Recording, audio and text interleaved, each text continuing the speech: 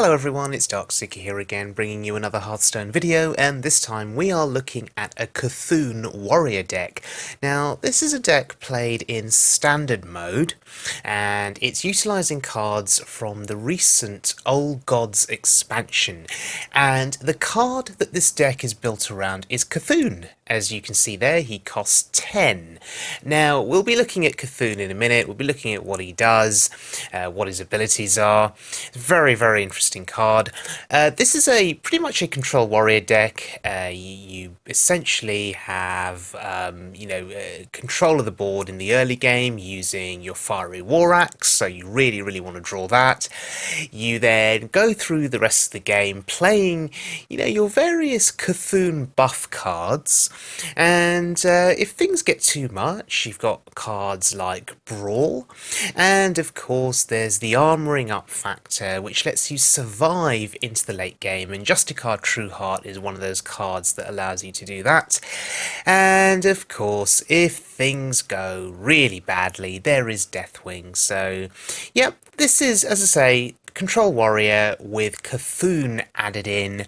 Some of the usual cards that you'd expect to see in Control Warrior are not present in this deck, so cards like Deathspite, Sludge Belcher, well, those cards are no longer allowed in Standard mode because essentially they are too old, they have expired. You can play those cards in Wild mode but not in Standard mode. So Standard mode Control Warrior losing some of its really good cards that we've seen in the past that have helped it to essentially stay alive, control the board, and then ultimately win. So Cthulhu Warrior is a slight reinvention of Control Warrior with the inclusion of Cthulhu. So let's have a look at some of the synergies in this deck, and let's have a look at how it works. Well, there's Cthulhu, and he is the card that you build the deck around, and as you can see, the battle cry says deal damage equal to this minion's attack randomly split amongst all enemies. Now, you can see at the bottom there, you've got the Cthulhu cards. These are the cards that buff Cthulhu, so you play these cards first, and Cthulhu will grow. Now, it doesn't matter where Cthulhu is. He could be in your hand, he could be in the deck. He will grow. And the idea, of course, is you want to get Cthulhu's attack as high as possible, so when he comes down on the board, his attack power is dealt as a battle cry to the enemy minions, to the enemy hero. It's all quite random, but he can be a board clear in itself, and he can even kill your opponent. So he starts off as a 6/6, but as you play his buff cards and you run, 2 copies of Vek'lor of Evil, 2 copies of Disciple of Cthulhu, 2 copies of Cthulhu's Chosen, and this deck runs 1 Doomcaller. Every time you play one of these cards, Cthulhu gets buffed. Now let's just have a quick look at these cards. Vek'lor of Evil, it's a 2-cost 2/3. That's really, really solid because you played in the early game, it comes down the board, it's probably going to contest an enemy 3/2 minion, which is pretty good. So the stats are decent, and with the battle cry, it buffs Cthulhu with 2 attack and 2 health, so that's pretty good. Disciple of Cthulhu, one of the best cards in my opinion that's come out of the Old Gods expansion.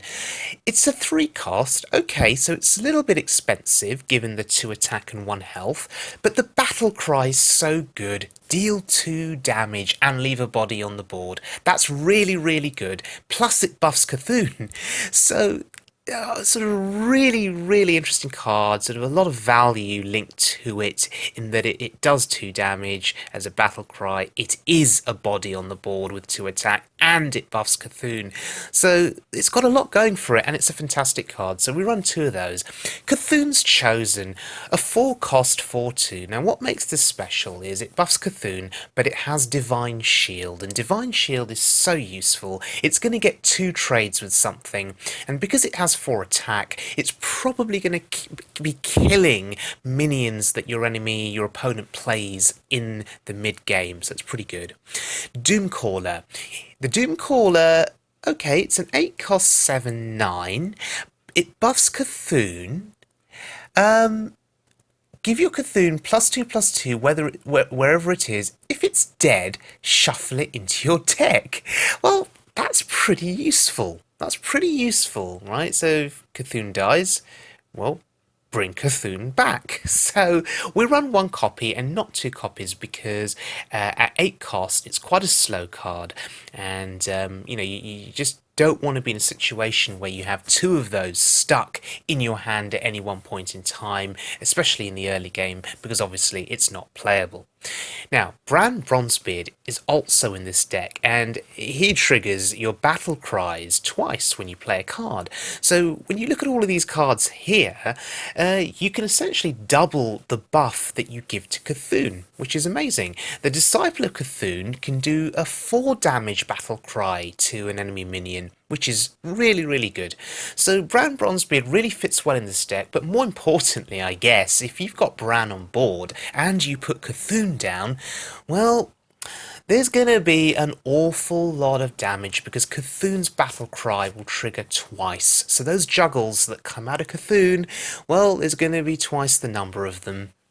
So it's pretty much game over. But the problem with Brann is he becomes an instant target and he doesn't survive on the board for very long. Okay, you're lucky if he survives one turn. So you've got to time his introduction to the board very carefully and try and combo him with, with one of these cards or maybe two of these cards if you can. Okay, Warrior has a lot of utility cards, a lot of interesting utility cards. So Execute, killing a damaged minion, such an overpowered card, right? It's essentially 1 cost, kill something, providing it's damaged, and you should be able to get damage done because you've got cards like Revenge, you've got cards like Bash and Slam. These all do damage to things, so you can combo these cards with Execute and remove big threats from the board.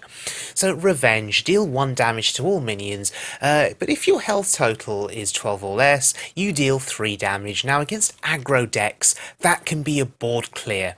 That's why I rate Revenge higher than Whirlwind. Yes, it costs 1 more mana, but if you're using it in the late game, doing 3 damage to an aggro deck's board is so good. It just swings the game back towards back into your favour, and then perhaps lets you take the initiative, playing other things and taking control of the board again. So Revenge, so good against aggro decks.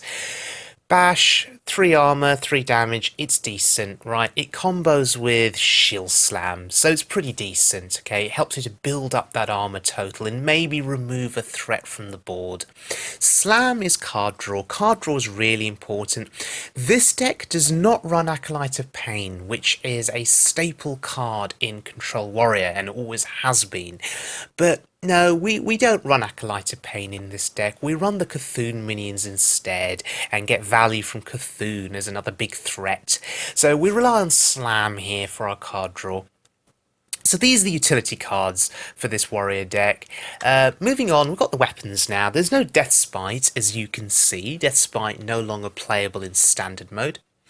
But you've got Fiery War Axe, otherwise known as Fiery Wind Axe. In other words, if you can draw that card in your opening hand and maybe coin it out or play it on turn 2 and start removing the early game that your opponent plays, well, you're in a really good spot. That's why they call it Fiery Wind Axe, because it removes the enemy board and then lets you play your own stuff on the board, taking control of the game, getting tempo and whatnot. It's really, really good. For the late game though, Gore Howl is really useful because it removes big minions, okay? If they've got 7 health, you play Gore Howl on turn 7 and you take it out. It's pretty good. And of course, each time you attack with Gore Howl, its attack lowers by 1. So you can kill a 7 health minion, followed by a 6 health, followed by a 5 health, a 4, a 3, a 2, and so on. So Gore Howl, in theory, that's 7 attacks that you can make to minions on the board, in theory clearing 7 minions, and when you combo this with the armoring up function of Control Warrior, the idea is you can keep hammering the enemy minions and staying alive throughout that process. That's why it's so good. So these are the weapons that are run. If things go wrong and your opponent builds up a board, well, there's always Brawl. And this deck, it runs 2 copies of Brawl, and it's just really good for retaking control of the board or just getting yourself out of a really nasty situation where you're about to die. It can save you. So Brawl is such a good card, and we run 2 copies just to make sure that we can survive through these games and get through till the end. That's why I run 2 copies. Some people say 2 copies of Brawl is greedy. I disagree. I think in this meta, I think it's pretty good. Okay, you don't want to be in a situation where you run 1 copy of Brawl, you use it, and then they just refill the board with what's left of their hand. Oh well, fine, if you run 2 copies, you can Brawl again, and maybe that's enough to swing the game into your favour. Okay, now, this is really important. Armouring up is staple. It's a staple part of Control Warrior. It's what lets the warrior survive. Now, Justicar True Heart lets you tank up. So instead of armouring up for 2, you tank up or armour up for 4, which is so good because if you can play Justicar on turn 6, I mean, you don't care about Justicar's health. She has 3 health. She's going to die. You don't care. What you're getting from Justicar is the ability to tank up, which is so useful because then turn after turn after turn after turn, you're tanking up, armouring up for 4, and very soon you put yourself out of range of being killed by your opponent, even to the point where if you can stack up enough armour, even if they are playing Cthulhu, well, Cthulhu's battle cry may not be enough to kill you because you've stacked up so much armour. That's how good Justicar can be for Control Warrior, but you've got to get her early, I'd say, in order to maximise the amount of tanking up you can do. Ancient Shield Bearer, if your Cthulhu has at least 10 attack, gain 10 armour. Now, you saw the Cthulhu buff minions earlier, if they can keep buffing Cthulhu, and then you play Ancient Shield Bearer, you gain 10 armour. 10 armour is a lot, and it can be enough to save you in the late game if you're about to die, because you gain your 10 armour and you're putting a 6/6 body on the board, which in itself is really difficult to deal with. But notice one thing, Brann, Bronzebeard, turn 10 you could play Brann and then Shield Bearer, and essentially that gives you 20 armour, which is insane. So really interesting synergies here between Brann and various cards in this deck. Okay, this card. This is the new Dr. Boom, the Twin Emperor Vek'lor. He is a turn 7 play, and if your Cthulhu has at least 10 attacks, so if Cthulhu has been buffed by the Cthulhu buff cards, then you play this and you summon another Emperor, so that's 2 4/6 minions on the board for 7 mana. That is incredible value, and they have Taunt. And that makes them really difficult to get through because of that 6 health. So this is the new Dr. Boom of standard mode, and everyone is singing the praises of this card. It's annoying to remove, it's difficult to remove, and it's disgusting value. Okay, so this is the new Dr. Boom. The only drawback, of course, is that you may be in a situation where your Cthulhu does not have the required attack because you've not had a chance to play your Cthulhu buff cards, and as a result you're forced perhaps to play this card as a 7 cost 4/6, which isn't great, even with taunt. So you're really relying on drawing well in the early to mid game, so you can then play this card with the double taunt. Okay, so that's in the mulligan stage at the start of the game, you really want those Cthulhu buff cards. So yeah, this is the new Dr. 7, Twin Emperor Vek'lor. Very exciting card to play. Right, finally, if things do not work out, and double Brawl has been used, Vek'lor, the Emperor, he's been used and died, and Cthulhu has come down but somehow been taken care of with a polymorph or whatever it is, well, you play Deathwing. Destroy all other minions that are on the board and then discard what's remaining in your hand. And now, hopefully, when you play Deathwing, there'll be nothing left in your hand because hopefully you've played these cards throughout the game and hopefully you've just got something like one card in your hand that's useless, and then in comes Deathwing, and then you just snap play Deathwing, clear the enemy board. He's a 12/12. If they've used up all of their removal and their burn and their spells to clear your other minions, well, maybe he can go uncontested. So Deathwing is not a necessity in this deck, but he is an emergency panic button that you can press to reset things. So Cthulhu is a reset card. The battle cry from Cthulhu can clear an enemy board. Double Brawl is a reset. So that's 3 resets in this deck. Deathwing is your 4th reset, your 4th and probably final reset, and as I say, if they can't deal with him, that is 12 damage either going to the face or trading with multiple minions on the board, which is pretty insane. Okay, so this is a version of a Cthulhu Control Warrior deck. There are lots of versions milling around playing other cards that have come out from the expansion. But we're going to have a look at a couple of examples of this deck in action. And yeah, we're just going to see how it fares. Okay, so we're going to go into 2 games now against, well, 2 mages.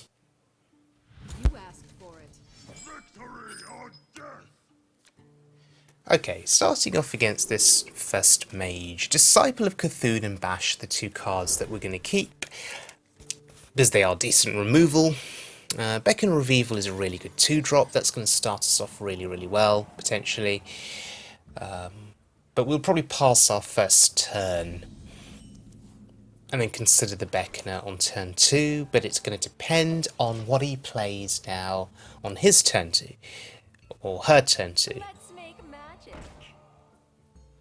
Okay, a 3/2. So we're going to coin out the Disciple here, and we're going to remove that.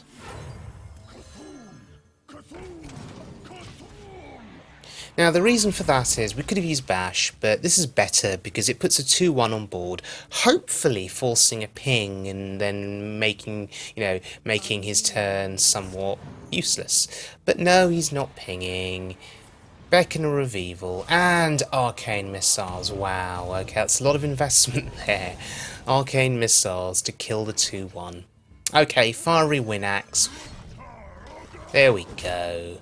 Now we could Bash, but I like developing the axe because we got the second charge of it to kill something else. Alright, that's a taunt, sure. And there's a Slam. Okay, so Slam and trade with our face. And Beckon Revival. And our Cthulhu is now a 10/10, and that's so important because as a 10/10, the Emperor gets buffed, in the sense, not buffed, we can summon 2 Emperors because Cthulhu is a 10/10. And the Ancient Shield Bearer, well, his effect gets activated in that we can get 10 armor on turn 7, which is really good. So 10/10 Cthulhu is what you're after. Okay, so many options here. We're just going to slam it because it's clean. That's 3 attack for 3 health. From Bash, sorry, yeah. So Bash, 3 attack onto the 3 health, and then just go face. So we're building up the armor count now. We're at 5 armor, which is really good. Mage plays his own Disciple. Okay, sure. And the Mana Worm too. Wow. Okay, so the Mage is building up a little bit of a board here. So we just play Justicar. Justicar is going to die a horrible death, probably to a ping and the 2-1. But it's okay. It's absolutely okay. Oh, okay, Frostbolt, sure. The mage actually wants to keep the 2-1 alive. Sure. Okay. But now we can tank up, and that's so important. Going into the long game here, it means we're going to essentially, hopefully, outlast the mage and absorb all of that burn damage that the mage can do with the fireballs and the various other spells that they've got. So I could play my 7-drop, but no, I fancy drawing cards here. I think this is better. Gorehowl's amazing. We're just going to remove 2 minions now from the board. So the Azure Drake is left, but I think that was an okay use of revenge. I think it was alright. Cthulhu's chosen. And that Cthulhu is growing. Wow. Okay. That's fine. Oh, executes. Really good here. That's a nice way of killing the Azure Drake. And we get armor. We get 10 armor and a 6/6 body on board. That's amazing, right? That's such good value, in my opinion. Better than the Shield Maiden, which was a 6-cost minion, of course, and a 5/5. But I think this is better because of the amount of armor it gives you. So he's had to invest a lot there. Okay, he's had to invest a lot to kill that minion, but that's okay. Gorehowl now goes to work, and Gorehowl targets the 3/4 minion first. Why? Because every turn that 3/4 is on the board, you know, the mage's Cthulhu is getting buffed, and you really don't want that. So Gorehowl now will just keep going to work, and Disciple of Cthulhu doing 2 to my face. Okay, he's trying to get the armor count down. The mage recognises that the armor is what's going to sustain me throughout this game. So that's a smart play. It's a fine play. It's just that my Gorehowl has plenty of charges left.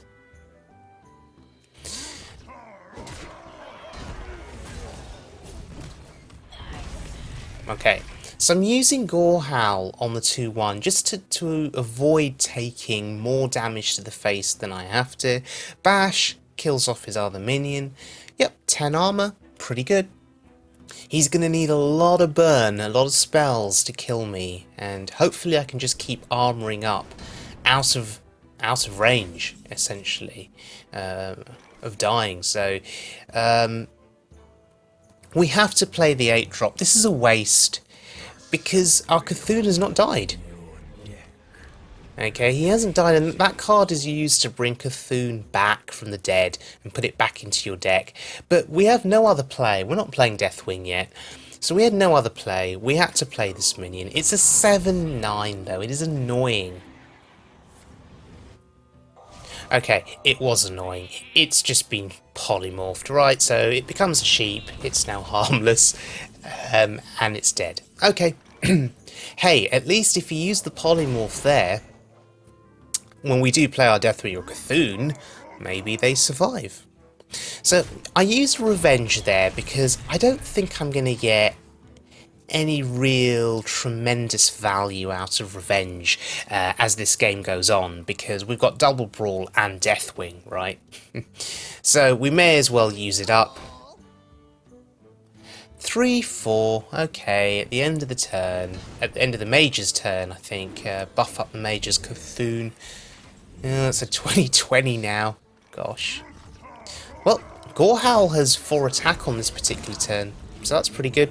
We can easily get rid of it. And we just need to keep armouring up, okay, just to put us out of range of dying from that Cthulhu, which is going to do a ridiculous amount of damage. Okay, Arcane Missiles to pop the shield. Okay. That could have been worse. Could have done 1 extra damage to my 4-2 and then get pinged off. Alright, so that could have been worse.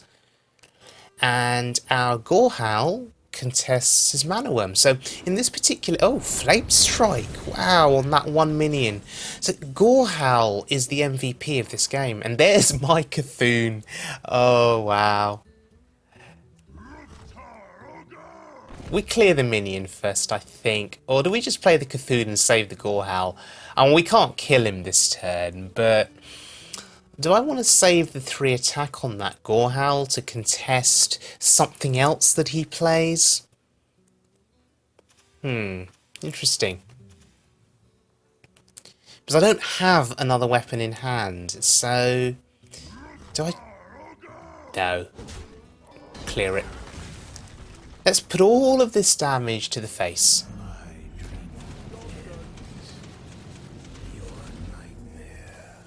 14 damage, and the mage is at 14, and I think it's over unless there's a polymorph. Fireballs aren't going to do it. Oh, and there's the 2020 Cthulhu. Cthulhu versus Cthulhu, and my Cthulhu wins, or survives I should say, and it's over. Wow. How close was that? If he'd got his Cthulhu down first, what would have happened?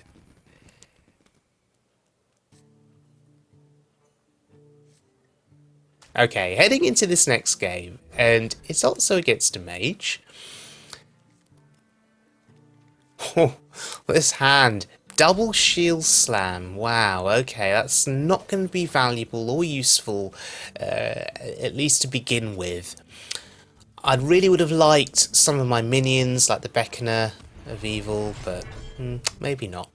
Anywho, we've got shield slam, double shield slam, execute and slam. Okay, and shield block. So lots of utility here, and I'm just going to use a shield slam. Just going to use one up. It seems like a waste. I could have slammed the Sorcerer's Apprentice, but I want to save slam for card draw. Oh, another one. Great. Okay, do we shield slam that? Oh no, thank God. There's the weapon. Thank God. Right. Now we're in a good spot. Because now we have a weapon equipped, and we've got 5 utility cards in our hand, which can go to work on mid-range minions here, or mid-game minions, like Brann. Yeah, he just played a tempo Brann. That's quite strange. Anyway, slam to draw cards sounds good. That's good. We play the Disciple. And we buff Cthulhu to an 8/8. Right, so Ancient Shieldbearer, well, he can't activate yet because Cthulhu isn't a 10/10. So we need another Cthulhu buff card before turn 7. And he's frostbolting my face. Okay, sure. And there's Cthulhu. Not what I wanted to see. Not yet, anyway. So we just slam and draw a card. No, that's not what I wanted to see. Oh, that's good. For later.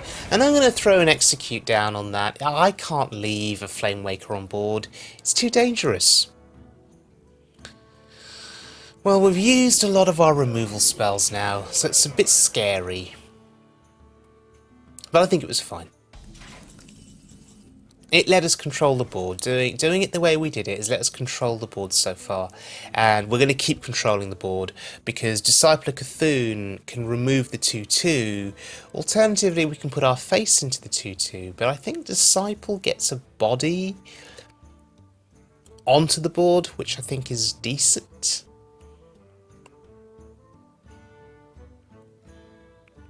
And we could just shield slam the 6/5, right? So there's various options here on this turn, actually. But if we want to keep the board clear, then I think doing it like this is better. Okay. And we get to play a minion too. Another minion. So, yep, Beacon of Evil, buffing up our Cthulhu. Pretty good. So we're likely to see a ping to kill off the 2-1. Oh gosh, the tome. Wow, that's scary. Because those 3 spells that he's drawn... Wow. What if one of them is polymorph? You see, that's scary when I play my Cthulhu and it just gets polymorphed the following turn. But it's... I don't know. We just... Okay, we played the 6/6 Shield Bearer. We get the armor. Sure, 15. And there's the Emperor. Well, I've got a pair of Emperors in my deck. But his Emperor is scary, and in this context, more scary than my Emperors, because his Emperor gives card discount. Mine gives taunts, but his one does card discounts, and that's scary, especially if that is a hand full of burn spells. We have not drawn Justicar yet, so we can't tank up. Okay. So it's not Mirror Entity. It's not Duplicate. It's not Ice Barrier. Alright. Probably Ice Block. So he's going to draw more cards, and he's probably going to ping. So it is quite scary what he got out of the tome there, the 3 spells that he drew. We have no idea what they are. Well, there's a fireball. And there's a ping, sure. So he's removing the damage from my board. Do we play Cthulhu now? Or do we just play the Doomcaller? Or do we just draw a card? I think we just draw a card. Ah, and there's what I was looking for. There's Justicar. That's so important. I could have played Cthulhu there, I think, but the fact that we drew Justicar makes this play worthwhile because it sets up the tank up feature for our hero, which is so important. And I am really scared of what kind of removal he has in hand for Cthulhu. Like, he's just played double Conjurus, so he must have something like Polymorph now, or even double Polymorph in that hand. So I really am scared to play Cthulhu. We can get rid... Oh, it's Counter Spell. No, Spellbender. Wow, you don't see that every day. Okay. Alright, well, we'll just remove it. And go face. More importantly, we have 36 armor stacked up. I think this game is nearly over because he may be able to clear my board, but can he kill me? Can he kill my hero? Does he have enough burn, enough firepower? I don't know. I don't think he does, because we're just going to keep tanking up. And there's the Flame Strike, and is it now time for Cthulhu, or do I just play the Doomcaller? No, it's Cthulhu time. Right, puts him down to 7. Okay, let's see what kind of removal he's got. Double Fireball would do it. No, there's the Polymorph. Yeah, I called it. He had a Polymorph. And another, oh look, Arcane Missiles again. And of course the sheep dies on the last ping. Okay. Now I don't think we get our Cthulhu back in our deck because Cthulhu was polymorphed. So he didn't die. So we don't get him back. That's really sad. It's really, really sad.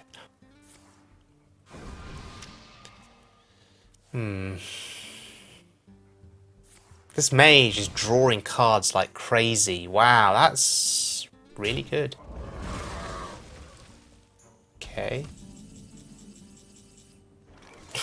And double Brawl dead cards in my hand, and this is one of the drawbacks of running double Brawl. It's just, if it's stuck in your hand and there's nothing to brawl with, well, you can't do anything with it. And he's just going to burn my face now, isn't he? He's taking advantage of the spell damage. That's smart. Trying to get the armor down. But I'm still at 31 armor. And there's Deathwing. Right, so these are all utility cards in my hand, and I can't do anything with them yet. I'm not brawling 2 minions. And if I play Deathwing, I lose the other 3 cards, which, well, I don't want to at this point in time. Double Brawl and Deathwing are my reset cards in this game, and I do want to get as much value out of them as I can, but if I wait for too long, I will get burst down, and we need to be absolutely conscious of that. Oh, there's a minion I can actually play. Thank goodness. Do we brawl first? I think we do. We're just going to get rid of something. He's playing it very smart. He's not overcommitting to the board. He fears Brawl. Now that he's seen one Brawl, maybe he will overcommit, and then I've got my second Brawl.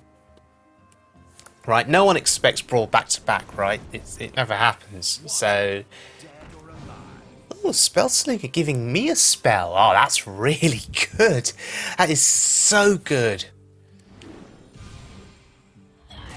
Okay, that was good for him. Explorer's Hat? It's trying to do as much damage as possible. Okay. So, Shadow Word Pain kills the 3/4. And we can play the 4-drop. And tank up. Although the 6 damage is pretty scary, but apart from Brawl or Deathwing, we've got no easy way of removing that. The Mage's health total, though, is really low, and I think we just need to be in a position where we can Brawl or Deathwing and get value, and for him to run out of cards, and we win. He's used up a lot of burn spells on my board, so I'm just going to Deathwing. Because otherwise I've got nothing to do, and maybe this is a controversial decision, but he needs 12 damage. Yeah, and he had it. Okay, absolutely fine. I expected that, sort of. What's reassuring, though, as I said before, is we've seen so much burn used on my board. I wonder, how much burn does he have left? I just need to be able to build up enough of a board, or to last long enough to go into fatigue, and he will die first. Okay, because I'm going to keep tanking up. There's Explorer's Hat. Sure. Another Arcane Missiles. Yeah, Brann's dead. So my tempo Brann did not work out. But he's only got 3 cards left in hand. He's using up so much of his burn. Oh, that's pretty good. Yeah, that's really good, actually. Well, do you know what? If we're going in for the fatigue game, I should have attacked the 3/5 and killed it. Because he's at 4. 3 to the face isn't going to kill him yet. Although it does push him closer to death when fatigue comes through. Difficult. Because now I'm committed to hitting his face again, or killing the 2/2. Oh, forget that. Gorehowl wins the game. Yeah, so there we go, ladies and gents. Cthulhu Control Warrior. Awful lot of fun to play. Armor gaining constantly to the point where their burn spells are useless, and then you just Gorehowl them in the face. Okay, thanks very much for joining me, and I'll see you all again very soon.